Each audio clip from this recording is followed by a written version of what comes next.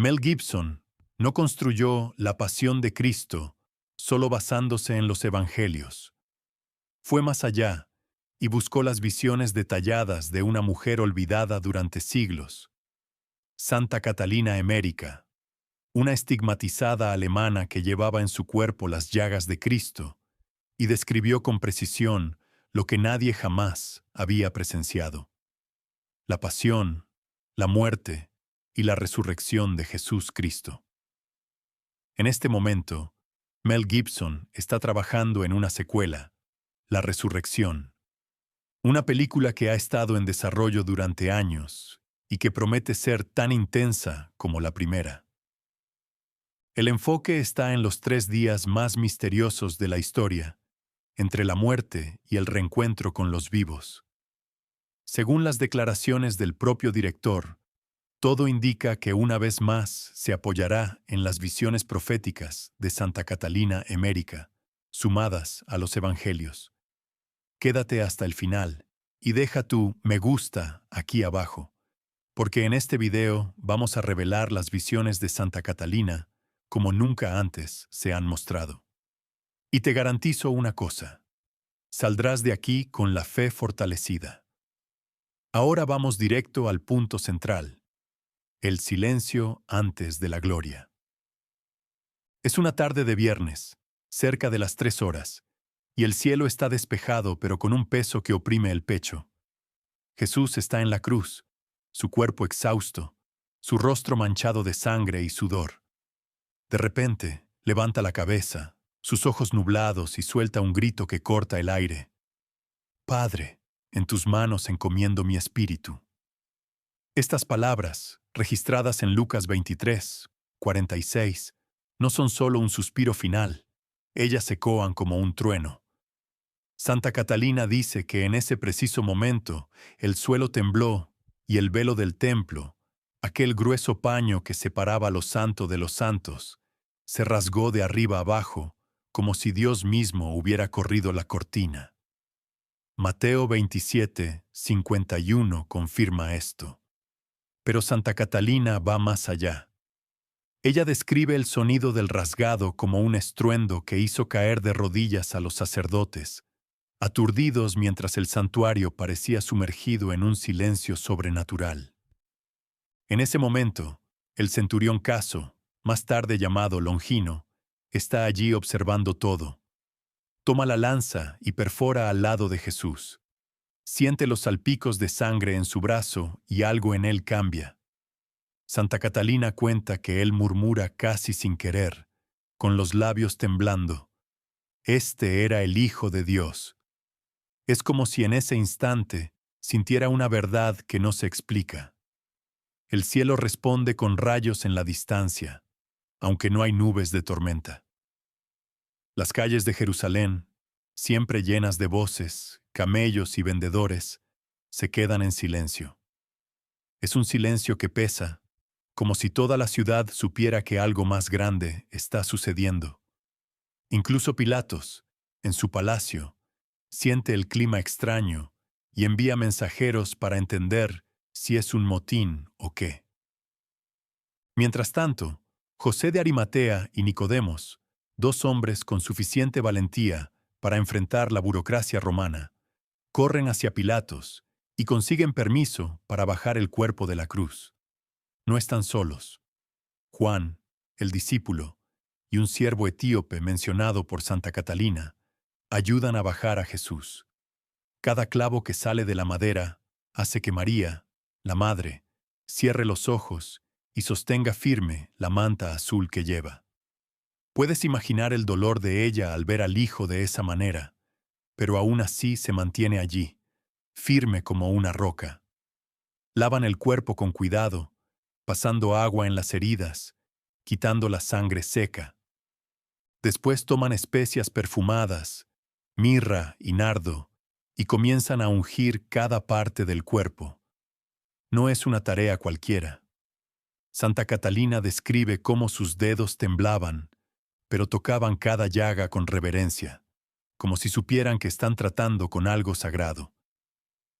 El lino blanco envuelve los brazos, las piernas, el pecho y el aroma de las especias se vuelve tan fuerte que parece impregnar el aire. El sepulcro está en una roca calcárea, propiedad de José, al lado de una prensa de olivos. La losa donde colocan el cuerpo es lisa, pulida, y extienden el sudario con cuidado, cubriendo el rostro de Jesús y atando una venda en la frente. La piedra que cierra el sepulcro es enorme, casi 2 toneladas, y se desliza con un sonido grave sellando el lugar. Pilatos, siempre desconfiado, envía a 16 soldados liderados por Abenadar para vigilar el lugar. Antorchas de aceite se encienden a ambos lados de la entrada, y los guardias se organizan en turnos, pero hay algo que no ven. Santa Catalina habla de un perfume intenso que flota sobre la roca durante unos minutos. María y Juan lo sienten, los soldados no. Es como si el propio aire estuviera cargado de algo que solo los corazones abiertos podían percibir. Descenso de Cristo a la mansión de los muertos. Jesús, el Cordero inmolado, no solo murió, descendió hasta la mansión de los muertos. Mientras el cuerpo de Jesús permanecía inerte en el sepulcro, cubierto de llagas y envuelto en silencio, su espíritu, lleno de luz y autoridad, rasgaba los velos del mundo invisible. No entró como un espíritu errante, descendió como un rey, un clarón que perforaba las tinieblas. Ningún espíritu allí pudo resistir su presencia. No pidió paso, invadió. Cruzó las fronteras del reino de los muertos, aquello que los antiguos llamaban Sheol, el limbo de los justos, la mansión de los que esperaban. Era un lugar denso, sombrío, donde los santos del Antiguo Testamento aguardaban una promesa que nunca habían visto cumplirse. Allí estaban Adán y Eva, cubiertos por un dolor ancestral. Noé, con los ojos llenos de esperanza. Abraham, firme como una roca. Moisés, en silencio con las tablas de la ley grabadas en el corazón. David, aún cantando salmos en silencio. Y todos los profetas, como centinelas en un tiempo suspendido. Ninguno de ellos había entrado en la plenitud de la gloria. Estaban allí contidos, pero en vigilia, hasta aquel instante. La llegada de Jesús rasgó esa espera como un relámpago atraviesa la noche. Se hizo visible entre los muertos, y ellos lo reconocieron, no por relatos, sino por el impacto directo de la verdad encarnada. Santa Catalina describe cómo, mientras Jesús caminaba por el Sheol, las almas de los justos lo miraban y algo se movía en ellas. No lo miraban como a un extraño, lo miraban como quien finalmente ve a aquel que su alma buscaba desde el primer aliento. Y hubo un movimiento como si el propio Sheol se doblara. La sombra del pecado original comenzaba a ceder. El Cristo glorificado habló, no con voz, sino con presencia. Y uno a uno, los justos se levantaron, pero no todos se alegraron con esa decida. Santa Catalina vio a las entidades de las tinieblas retroceder en agitación. Aquellos espíritus caídos que durante milenios habían dominado el reino de los muertos, ahora temblaban ante el poder que los expulsaba sin esfuerzo.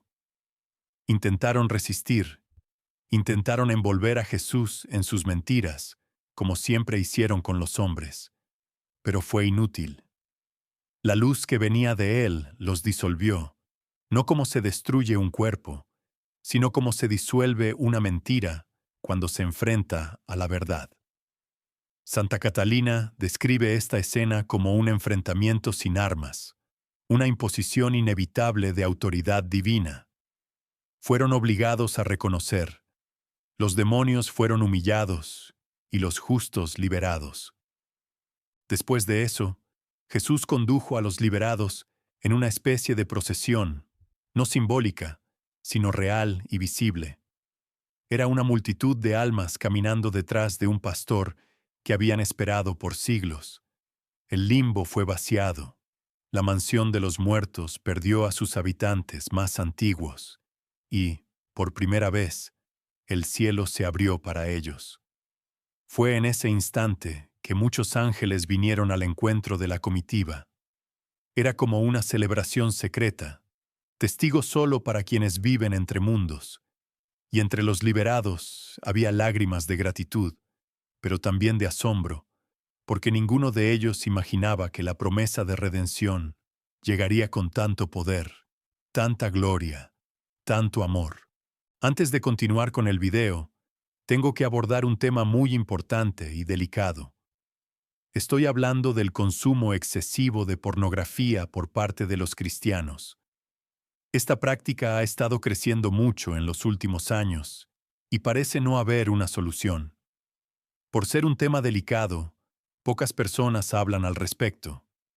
Por eso desarrollamos el método, el fin de la prisión. Con él, tendrás un plan diario de proximidad con Dios. Un material completo que incluye estrategias de protección digital y renovación mental. Pensado para ayudarte a restaurar tu conexión espiritual con Dios y eliminar de una vez por todas ese sentimiento de culpa que sientes al consumir ese tipo de contenido. Si tienes interés en transformar tu relación con Dios, haz clic ahora en el primer comentario fijado y da tu primer paso. Ahora volvamos al vídeo.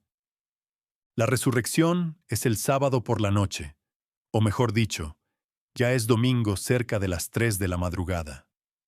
En el sepulcro, guardado por aquellos legionarios de Pilatos, todo parece tranquilo. Las antorchas titilan, proyectando sombras torcidas en la roca. Claudio, un soldado tracio mencionado por Santa Catalina, gruñe al compañero que el aire está extraño, parece plomo. Escuchan ruidos en el suelo, como golpes suaves, pero piensan que es solo cansancio. Mal saben ellos que dentro algo imposible está a punto de suceder. De repente, sin aviso, un destello azul brillante corta la oscuridad dentro del sepulcro. No es una luz común, no viene de ningún lugar. Es como si el propio espacio hubiera decidido brillar. El cuerpo de Jesús, que estaba rígido sobre la losa, comienza a erguirse sin apoyo, como si la gravedad lo hubiera olvidado. La herida en el costado, donde Longino hundió la lanza, emite un rayo de luz tan fuerte que ilumina cada rincón de la gruta. Las vendas de lino que envolvían el cuerpo con tanto cuidado caen intactas, como un casulo vacío. Santa Catalina describe esto con una precisión que eriza la piel. Fuera, la colina tiembla, no es un terremoto común. Las piedras menores se rajan, el suelo parece latir. 2 ángeles descienden del cielo, tocan la piedra de 2 toneladas que cierra el sepulcro, y ésta gira en su ranura sin hacer ruido, como si fuera ligera como una pluma. Claudio, el soldado, intenta levantar la lanza, pero su brazo se debilita y cae. Los demás guardias desmayan, tomados por un resplandor que proyecta las sombras nítidas de los cedros del jardín contra los muros de Jerusalén. Y entonces Él aparece. Jesús sale del sepulcro sin prisas, con un manto que brilla como hilos de luz ondulando sin viento. Las cicatrices en sus manos, pies y costado no son heridas abiertas, son brasas vivas pulsando con una energía que hace que la vegetación alrededor se doble. Santa Catalina cuenta que mientras Jesús camina por el jardín, las flores nocturnas, aquellas que solo se abren en la oscuridad, exhalan un perfume más fuerte, como si supieran quién está pasando. Pero él no se queda solo en el jardín. En un abrir y cerrar de ojos, aparece frente a María, su madre, que está en la casa de Juan al otro lado de la ciudad. No es una visita física con puertas abriendo y pasos en el suelo. Es un encuentro espiritual rápido, pero tan real, que ella siente cada palabra. Él sonríe y dice, «Madre, está consumado». Esas 3 palabras cargan todo el peso de la victoria. María, que pasó la noche alternando lágrimas y silencio, siente una brasa suave en el pecho. Sabe, en el fondo del alma, que la profecía de Simeón, aquella espada que le traspasó el corazón, acaba de ser retirada. Aún estaba oscuro cuando María Magdalena salió sola. Llegó al sepulcro y vio la piedra removida. El lugar estaba abierto, vacío, sin cuerpo, sin guardias, nada. No entró, no pensó dos veces, salió corriendo. Al llegar a la casa donde los discípulos estaban escondidos, grita: «¡Él vive!». Algunos discípulos caen de rodillas, otros dudan al instante. Pedro, siempre impulsivo, se viste rápidamente y sale corriendo. Juan, más joven y rápido, va detrás. Rodean la fuente de Siloé, suben la colina corriendo. Juan llega primero, mira dentro del sepulcro y ve el sudario doblado, como si alguien lo hubiera arreglado con calma. Siente un calor en el pecho, una certeza que no se explica. Pedro, más terco, entra y toca el lino. No hay ruptura, no hay signo de violencia. El lugar está limpio, oliendo a nardo. Sale con la mirada perdida, entre miedo y esperanza. Juan ya cree, pero Pedro necesita tiempo para creer en lo imposible. Más tarde, aún en shock por todo lo que estaba sucediendo, Magdalena volvió sola al jardín, con lágrimas nublando su vista. Al mirar nuevamente dentro del sepulcro, vio a dos ángeles sentados, uno a la cabecera y otro a los pies de la losa. Preguntan: «Mujer, ¿por qué lloras?». Ella responde con la voz ahogada: «Se llevaron a mi Señor y no sé dónde lo pusieron». Entonces se da la vuelta y ve a un hombre allí. Él pregunta a quién busca y ella repite casi implorando. Entonces Jesús dice una sola palabra: «María». Es la manera en que él dice su nombre, con ese tono que ella conoce tan bien, que deshace todo. Ella levanta el rostro, los ojos llenos de lágrimas, y reconoce aquellos ojos que enfrentaron la cruz. Intenta agarrar sus pies, pero él dice con calma: «No me detengas, porque aún no he subido al Padre. Ve y anuncia a mis hermanos». Magdalena sale corriendo con el corazón en llamas, sabiendo que vio lo imposible. Los guardias, bueno, ellos despiertan del desmayo, pálidos y temblando. Claudio y los demás corren hacia la fortaleza Antonia, donde Caifás y los sumos sacerdotes están. Cuentan todo: el resplandor, el temblor, la figura luminosa. Los sacerdotes, nerviosos, ofrecen monedas de plata para que mientan diciendo que los discípulos robaron el cuerpo mientras dormían. Mateo 28, 15. Registra esa versión oficial, pero los rostros de los soldados cuentan otra historia. Ninguna plata puede borrar lo que vieron. Apariciones de Jesús. Los primeros días después de la resurrección son impactantes. Jesús no desaparece de una vez. Durante 40 días, aparece en momentos que nadie espera. En uno de ellos, Santa Catalina describe una escena en la playa del lago de Tiberíades. En una madrugada, los discípulos, liderados por Pedro, están pescando, pero la red vuelve vacía hora tras hora. De repente, una voz viene desde la orilla: «Lancen la red del lado derecho». Obedecen, algo incrédulos, y la red casi se rompe con 153 peces, un número que los estudiosos dicen que lleva simbolismo hasta hoy. Pedro, con su forma impulsiva, reconoce la voz, salta al agua y nada hacia la playa. Allí está Jesús, con una fogata crepitando, cocinando pan y asando pescado. Santa Catalina nota que el vapor de la leña se mezcla con las lágrimas de Pedro mientras come, mirando a los ojos del Maestro. Después del desayuno, Jesús pregunta 3 veces: «Pedro, ¿me amas?».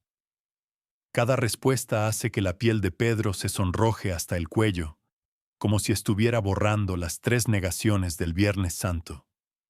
Es una escena que muestra que la resurrección no es solo sobre vencer la muerte, sino sobre restaurar corazones quebrantados. Otra aparición ocurre en Betania, donde Jesús visita a Lázaro, Marta y María. Lázaro, que ya había vuelto de la tumba gracias a Jesús, se queda estático como si viera un espejo de su propia historia. Yo soy la resurrección y la vida, dice Jesús, reforzando las palabras de Juan 11:25. Marta, práctica como siempre, ofrece agua para lavarle los pies, pero él sonríe y dice que el servicio definitivo aún vendrá. María de Betania, que una vez derramó un perfume carísimo a los pies del Maestro, toca su manto y siente una calma que hace que cualquier frasco de alabastro pierda importancia. Ella describe esa calma como una ola que se extiende por la casa, haciendo que hasta los pájaros del patio canten más alto. Es el tipo de detalle que te hace querer estar allí sintiendo lo mismo. Pero el momento más grandioso llega en el monte de Galilea. Pablo, en 1 Corintios 15:6, dice que Jesús apareció ante más de 500 personas de una vez. Santa Catalina pinta la escena: un mar de rostros, hombres, mujeres, jóvenes, ancianos, todos mirando a él, que está de pie con un manto que brilla como el sol reflejado en el agua. Todo poder me ha sido dado en el cielo y en la tierra, declara él, con una voz que resuena hasta los cedros lejanos. Manda a los discípulos que vayan a bautizar, a enseñar. Entonces una nube comienza a envolverlo, subiendo desde la cintura. Los pies de él aún son visibles, flotando a unos metros del suelo, hasta que desaparecen en la altura de un cíclope. Dos ángeles aparecen y dicen: Él volverá del mismo modo que ha subido. Los discípulos bajan el monte, pero no con el semblante de quienes han perdido a alguien. Van riendo, cantando, listos para volcar el mundo de cabeza. Y es exactamente eso lo que sucede. 10 días después llega Pentecostés. Santa Catalina ve llamas descendiendo del cielo, no solo sobre los 12 apóstoles, sino también sobre María, la madre de Jesús, María Magdalena y otros más. Cada uno recibe una llama que emite un zumbido suave, como arpas tocando a lo lejos. Pedro se levanta, y el techo de la sala parece transparente para sus ojos espirituales, revelando filas de ángeles sobre Jerusalén. Comienza a hablar en arameo, pero los extranjeros en la ciudad lo oyen en su propio idioma. Es como si las barreras del lenguaje se hubieran derretido. 3,000 personas se unen a la fe ese día, según Hechos 2:41. Es el comienzo de algo que no para más. En las semanas siguientes, las calles estrechas de Jerusalén se convierten en escenarios de milagros. Santa Catalina describe a un paralítico acostado en una camilla, esperando que la sombra de Pedro pase sobre él. Cuando la sombra toca su rostro, siente una frescura como si una brisa hubiera atravesado su alma. Se levanta sin ayuda, coge la camilla y sale gritando. Otros enfermos hacen lo mismo, formando filas en las callejuelas, solo esperando que pase un apóstol. Las prisiones donde los discípulos son encarcelados por predicar se convierten en escenarios de cánticos y curaciones. En Hechos 5:19, un ángel abre las puertas de la cárcel de noche y los apóstoles salen como si nada hubiera sucedido.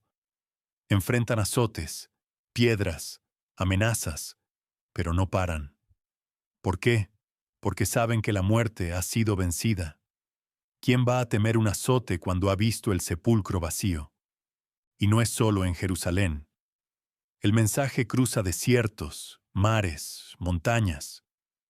Felipe bautiza a un eunuco etíope en la carretera de Gaza, como cuenta Hechos 26:39. El etíope lleva la noticia al sur de África, plantando las primeras semillas de la fe por allí. Saulo, el hombre que cazaba cristianos, cae al suelo a las puertas de Damasco, cegado por un resplandor tan intenso como el de la resurrección. Oye una voz: Saulo, ¿por qué me persigues? 3 días después, está de pie, ahora como Pablo, listo para llevar el nombre de Jesús hasta Roma. Cada una de estas historias es como una chispa que enciende otra y otra, hasta que el mundo entero comienza a sentir el calor. Santa Catalina va más allá de lo que vemos en la superficie. Dice que la resurrección cambió incluso el mundo espiritual. Entidades malignas que antes rondaban sin miedo ahora huyen de cualquier lugar donde se menciona el nombre de Jesús. Es como si el nombre quemara como hierro al rojo vivo. El limbo, ese lugar sombrío donde los justos esperaban, está vacío. Las almas que Jesús liberó forman un coro frente al trono de Dios, cantando sin cesar. Incluso la atmósfera de la tierra parece diferente, con una frescura espiritual que hasta quienes no creen pueden sentir, aunque no puedan explicarlo. Es como si el planeta respirara aliviado después de aquella madrugada. María, la Madre de Jesús, es la roca que sostiene todo esto. Ella cuenta de una visita del Hijo antes de la ascensión, en una sala iluminada por una luz suave. El abrazo de ellos dura segundos, pero parece una eternidad. Después de eso, María ya no teme nada. La serenidad de ella se convierte en el cimiento para los primeros mártires, quienes enfrentan leones y espadas con la misma mirada tranquila. Esteban, el primero en morir por la fe, enfrenta al Sinedrio con el rostro brillando, como dice Hechos 6:15. Antes de ser apedreado, ve los cielos abiertos y a Jesús de pie, como si estuviera aplaudiendo. Es el tipo de valentía que solo viene de quien sabe que la historia no termina en la muerte. En el 40º día, en el Monte de las Olivas, Jesús da la última bendición. Levanta las manos, y Santa Catalina dice que rayos de luz salen de cada dedo como chispas doradas. La vegetación se balancea sin viento, y el suelo parece vibrar. Él sube envuelto por una nube, mientras los discípulos miran hacia arriba, hipnotizados. 2 ángeles aparecen y repiten: Él volverá. Ellos regresan a Jerusalén, pero no para esconderse. Van a incendiar el mundo con la noticia. Y eso es lo que hacen. En pocos años, el nombre de Jesús está siendo susurrado en tabernas de Corinto, gritado en plazas de Antioquía, escrito en pergaminos de Éfeso. Reflexiones sobre el Viernes Santo. La vida no termina en el dolor. El sepulcro no es un punto final. La ausencia de señales visibles no significa ausencia de movimiento en el cielo. Incluso cuando todo parece detenido, hay una cruz en el Sheol empujando las tinieblas hacia atrás. Así que tal vez lo que estés viviendo ahora no sea el fin. Tal vez estés solo en el intervalo. Tal vez tu sábado esté más vivo de lo que imaginas. El domingo llega no con espectáculo, sino con una luz discreta que comienza por dentro y cambia todo por fuera. Cuando Él sale del sepulcro, no grita, no hace discursos, simplemente camina. Y eso es suficiente para hacer que los guardias desmayen, las piedras se muevan, y María Magdalena olvide todo el dolor con un simple María. La fe no nace en el espectáculo, se despierta en el reconocimiento. Cuando escuchas tu nombre pronunciado por una voz que no te ha olvidado, incluso cuando todos los demás se han ido, la voz de quien ha vuelto, no solo para vencer la muerte, sino para recordarte: no has sido olvidado. Aquí es donde esta historia choca de frente con la nuestra. Porque todos vamos a tener un viernes. Todos vamos a pasar por el silencio de un sábado. Pero solo los que esperan con el corazón encendido van a entender lo que es vivir un domingo eterno. Cristo no salió del sepulcro solo por Él, salió por ti, para que tú también salgas del miedo, de la duda, del pecado, de la estancación. No murió para inspirarte, murió para resucitarte. La diferencia entre los que continúan en la oscuridad y los que siguen la luz es que unos creen que la piedra fue removida y otros aún intentan empujarla solos. No necesitas entender todo ahora, pero necesitas reconocer que has llegado hasta aquí por una razón. Y tal vez esa razón sea simple. Ha llegado la hora de que salgas del sepulcro, porque Él vive. Él vive en cada uno de nosotros. Y lo más importante, tú también puedes vivir, no arrastrando cadenas, sino con cicatrices que brillan porque ahora son marcas de victoria. Si esto te ha conmovido, no te quedes en silencio. Deja un comentario de fe aquí abajo. Comparte este mensaje. Deja tu me gusta en este video. Si este contenido ha sido de valor para ti, te recomiendo encarecidamente que veas ese video que está apareciendo en tu pantalla. En él, revelo el otro lado de la muerte de Cristo que las películas y las novelas no muestran. Nos vemos en el próximo video.